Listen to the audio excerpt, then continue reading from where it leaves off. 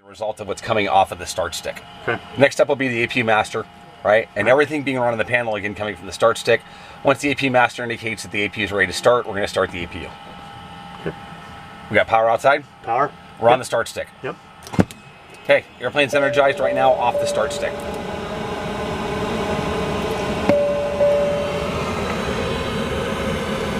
APU master's coming on.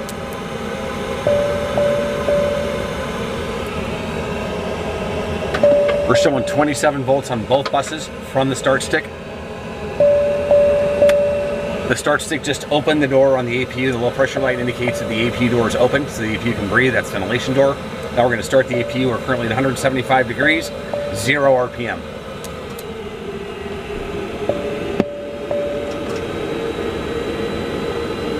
.500 degrees, 30%. 600 degrees, 50%. That's a good start.